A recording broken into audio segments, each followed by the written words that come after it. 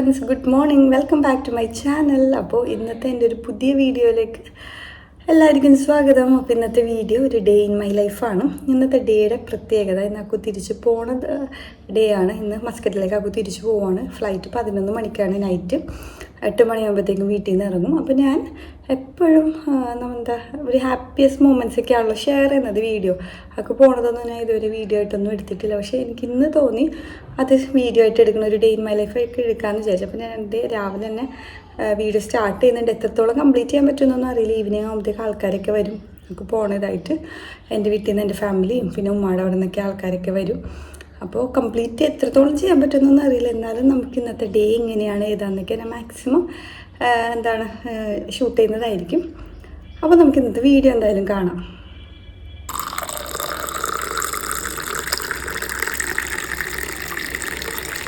അപ്പോൾ ഇന്ന് ഞങ്ങൾ രണ്ടുപേരും രാവിലെ തന്നെ നല്ല നേരത്തെ എണീറ്റിട്ടുണ്ടായിരുന്നു. ഒരു 6:30 ആയപ്പോഴത്തേക്കും എണീറ്റു. അല്ലാതെ അപ്പോൾ ഒരു 8 o'clock ഒക്കെ നമ്മളെ എണീക്കാറ്. അപ്പോൾ ഉമ്മ ചായയൊക്കെ ഇട്ട് വെച്ചിട്ടുണ്ടായിരുന്നു. അങ്ങനെ ചായ അക്കൂക്ക് കൊടുത്തു. ഞാൻ ചായ കുടിക്കാറില്ല. വെള്ളമൊക്കെ കുടിച്ചിട്ട് ഞങ്ങൾ രണ്ടുപേരും അങ്ങനെ പുറത്തിറങ്ങി. അപ്പോൾ ഇതാണ് എൻ്റെ ഉമ്മയുടെ ഒരു ചെറിയ ഗാർഡൻ. ഞങ്ങൾക്ക് രണ്ടുപേർക്കുമാണ് ചെടിയോട് കുറച്ച് ക്രേസൊക്കെ ഉള്ളത്. അപ്പോൾ ഇന്നലെ മഴയൊക്കെ പെയ്തിട്ടുണ്ടായിരുന്നു രാത്രി. അപ്പോൾ അവിടെ നിന്ന് നമ്മുടെ ഓപ്പോസിറ്റ് ഞാനൊരു മരമുണ്ട്, തേക്കിൻ്റെ എന്തോ മരമുണ്ട്. അപ്പോൾ അവിടെ നിന്ന് ഇങ്ങനെ ഇല വീഴാറുണ്ട്. അപ്പോൾ ഞാൻ ഇന്ന് എല്ലാവരും മഞ്ഞയല്ലേ, അപ്പോൾ ഞാൻ വിചാരിച്ചു രാവിലെ തന്നെ അതൊക്കെ ഒന്ന് അടിച്ച് ഒന്ന് ക്ലീൻ ആക്കി ഇടാമെന്ന് വിചാരിച്ചു. അപ്പോൾ ചെടീൻ്റെ ചെറിയ ചെറിയ ഇലകളുടെയൊക്കെ ചെറിയ വേസ്റ്റ് ഉണ്ടായിരുന്നു. അപ്പോൾ ചെറിയ ചെറിയ ചവറുകളൊക്കെ അല്ലാത്തപ്പോൾ ഇവിടെ അങ്ങനെ ചവറുകൾ വരാറില്ല കേട്ടോ. ആ ഒരു ഇലയുടെ ആ ഒരു മരത്തിൻ്റെ മാത്രം ഉണ്ടാവാറുള്ളൂ. അപ്പോൾ ഞാൻ അതൊക്കെ വേഗം വേഗം ഒന്ന് അടിച്ചെടുത്തു.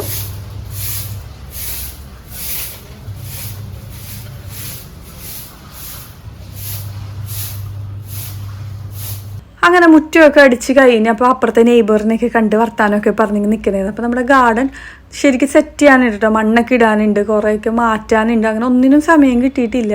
ഉള്ള പോലെ അങ്ങനെ ഇരിക്കണുണ്ട്. അപ്പോൾ ഞാനൊക്കെ ചെയ്യാമെന്നൊക്കെ പറഞ്ഞിരിക്കുകയായിരുന്നു കഴിഞ്ഞ കുറച്ച് ദിവസം മുന്നേ. പക്ഷെ ഇതുവരെ പറ്റിയിട്ടുണ്ടായിരുന്നില്ല. ഇതൊക്കെ ഇനി ഒന്ന് റീഅറേഞ്ച് ചെയ്യണം. കാരണം നമ്മുടെ പോട്ടൊക്കെ ഒന്ന് മാറ്റണം, മണ്ണൊക്കെ കുറച്ചും കൂടെ ഫില്ല് ചെയ്യണം. അങ്ങനെ കുറച്ച് പരിപാടികളൊക്കെ ഉണ്ട്. അപ്പോൾ ഉള്ളത് അതേപോലെ തന്നെ ഇങ്ങനെ ഇരിക്കണുണ്ടോ.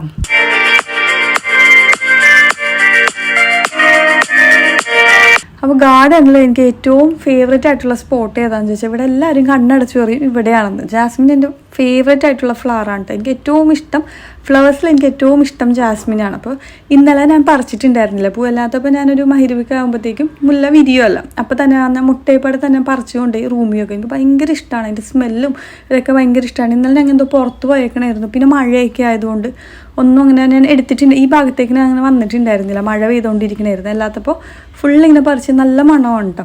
അപ്പോൾ ഇത് ഉമ്മയുടെ വീട്ടിൽ നിന്ന് ഞാനൊരു ചെറിയ കൊമ്പുണ്ടെന്ന് നട്ടതാണ്. പക്ഷെ ഇത് ഇപ്പം ഇത്രയും പിടിച്ച് ഡെയിലി ഒരു 13-14 ഇങ്ങനെ മുല്ലപ്പൂ ഉണ്ടാകും. നല്ല രസമാണ്. എനിക്ക് കൂടുതൽ ഇഷ്ടമായതുകൊണ്ടായിരിക്കും. എനിക്ക് ഭയങ്കര ക്രേസാണ് മുല്ലപ്പൂ എന്ന് പറയുന്നത്. പിന്നെ അങ്ങനെ പുറത്തത്തെ വീഡിയോ എടുക്കലൊക്കെ കഴിഞ്ഞാൽ അപ്പോൾ ഇന്നലത്തെ മഴയത്ത് മൈലാഞ്ചി അപ്പുറത്തേക്ക് ഇങ്ങനെ ചാനിരിപ്പുണ്ടായി. അപ്പോൾ അതൊക്കെ ഞാൻ ഒന്ന് റെഡിയാക്കിയിട്ട് നേരെ അപ്പോഴത്തേക്കും നാസ്ത കഴിക്കാൻ വേണ്ടിയിട്ട് പോയി. അപ്പോൾ ആയിരുന്നു വെള്ളയപ്പം, ഗ്രീൻ പീസ് ആയിരുന്നു നാസ്ത. പിന്നെ ഇന്നലത്തെ കറി ഉണ്ടായിരുന്നു. മുളക് ചാറ് എനിക്ക് ഭയങ്കര ഫേവറേറ്റ് ആണ്. അപ്പോൾ മുളക് ചാറൊക്കെ കൂട്ടിയിട്ട് അങ്ങനെ നാസ്തയൊക്കെ കഴിച്ച് അപ്പോഴത്തേക്കും ഉമ്മി വന്നിട്ടുണ്ടായിരുന്നു. ഉമ്മ വന്നിട്ടുണ്ടായിരുന്നു എനിക്ക് പോണയായിട്ട്. അപ്പോൾ ഉമ്മി കപ്പയും പോട്ടിയും കൊണ്ടുവന്നിട്ടുണ്ടായിരുന്നു. ഉമ്മയുടെ ഒരു രക്ഷയില്ലാത്തതാണ് കേട്ടോ, അടിപൊളിയാണ്. അങ്ങനെ അതൊക്കെ കൂട്ടി കഴിച്ച് പിന്നെ അപ്പോഴത്തേക്കും അപ്പോൾ ഓരോന്നൊക്കെ ഞാൻ ഇങ്ങനെ മാക്സിമം ഞാൻ ഇപ്പോൾ എഡിറ്റ് ചെയ്യാൻ നിർത്താൻ നോക്കണം. കറക്റ്റ് ഫുള്ളായിട്ട് വീഡിയോ ഒന്നുമില്ല. അവിടെ നിന്ന് ഇവിടെ നിന്നൊക്കെ ചെറിയ കുറച്ച് ക്ലിപ്പിങ്സ് രാവിലത്തെ അതിനാ പിന്നെ ഉച്ചത്തെ പിന്നെ വൈകുന്നേരത്തെ അങ്ങനെയൊക്കെയാണ് ഇരിക്കണത്. പിന്നെ ജ്യൂസിനുള്ള ഉമ്മിയെല്ലാം മാങ്ങയൊക്കെ കട്ട് ചെയ്തെടുക്കുന്നുണ്ട്. ഞാനപ്പോൾ അതിൻ്റെ ഇടയിൽ എനിക്ക് വേറെ പണികളൊക്കെ ഉണ്ടായിരുന്നു, അതൊക്കെ ചെയ്യുന്നുണ്ട്. പിന്നെ പറ്റുന്നതൊക്കെ വീഡിയോ എടുക്കുന്നുണ്ട്. അങ്ങനെ ബാക്കിയുള്ളതൊക്കെ കഴിക്കാനും വെച്ചിട്ടുണ്ട്. അങ്ങനെ തന്നെ ലഞ്ച് ടൈമൊക്കെ ആയി. അപ്പോൾ ചോറും മീൻകറിയും പിന്നെ മോരുണ്ട്, പിന്നെ മീൻ പൊരിച്ചതും ഉണ്ട്. അതൊക്കെ ആയിരുന്നു കേട്ടോ ഇന്ന് ഉച്ചക്കത്തെ ലഞ്ച്. രാത്രി അപ്പോൾ പുറത്തുനിന്ന് മേടിക്കാമെന്നായിരുന്നു പ്ലാൻ ചെയ്തിട്ടുള്ളത്. മന്തി എന്തെങ്കിലും ഓർഡർ ചെയ്യാമെന്നായിരുന്നു പ്ലാൻ ചെയ്തിട്ടുള്ളത്. അങ്ങനെ കുറച്ച് നേരം എല്ലാവരുമായിട്ടും ഉച്ച കഴിഞ്ഞിട്ട് ലഞ്ചൊക്കെ കഴിഞ്ഞ് എല്ലാവരുമായിട്ടും വർത്താനം പറഞ്ഞിരിക്കുകയായിരുന്നു.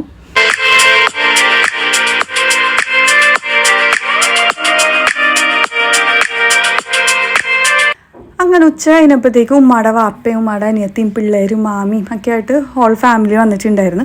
പിന്നെ അത് കഴിഞ്ഞ് കുറച്ച് നേരം കഴിഞ്ഞപ്പോഴേക്കും അബ്ബയും വന്ന് അങ്ങനെ എല്ലാവരുമായിട്ടും ഫുൾ വർത്താനവും കാര്യങ്ങളൊക്കെ ആയിരുന്നുണ്ട്. ആകെ തിരക്ക് പിടിച്ചൊരു ദിവസമായിരുന്നു. ഉച്ച കഴിഞ്ഞിട്ട് അങ്ങോട്ട് ഒരു 3 മണിക്ക് കഴിഞ്ഞിട്ട് അങ്ങോട്ട് ഫുൾ ഹറിബറി ആയിരുന്നു കേട്ടോ. നമുക്ക് ഒന്നും കോൺസെൻട്രേറ്റ് ചെയ്യാൻ പറ്റാത്ത അത്ര കുറച്ച് തിരക്ക് പോലെ ആയിപ്പോയി.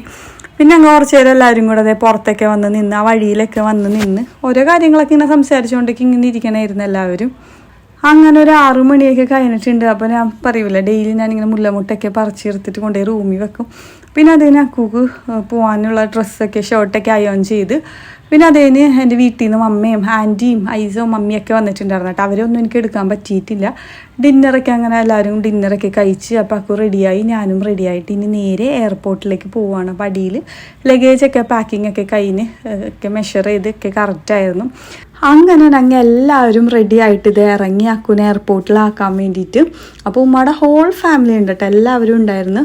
അപ്പോൾ നമുക്ക് ഇറങ്ങുമ്പോഴത്തേക്കും വിഷമം പറഞ്ഞറിയിക്കാൻ പറ്റാത്ത വിഷമമുള്ള, പക്ഷെ ഞാൻ കരയൂല കേട്ടോ, ഞാൻ മാക്സിമം പിടിച്ചേക്കും, അങ്ങനെ കരയാറില്ല ഞാൻ പൊതുവേ.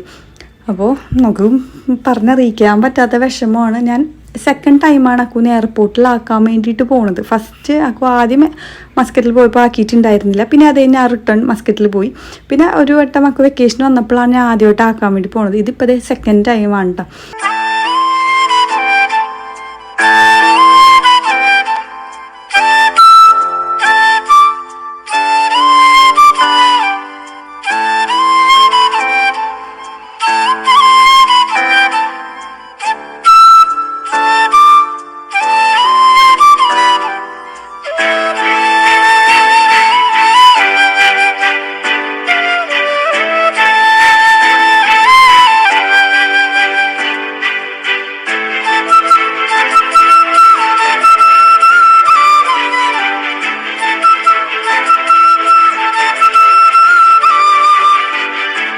അപ്പോഴേക്കും ടൈം ആയിട്ടുണ്ടായിരുന്നു ഉള്ളിലേക്ക് എൻട്രി ചെയ്യാനുള്ളത്.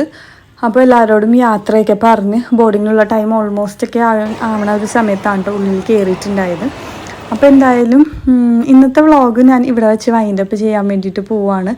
നമുക്കിനി അപ്പോൾ പുതിയ വീഡിയോസും കാര്യങ്ങളൊക്കെ ആയിട്ട് ഉടനെ തന്നെ കാണാം. അതുവരെ സ്റ്റേ ട്യൂൺഡ്. ബൈ.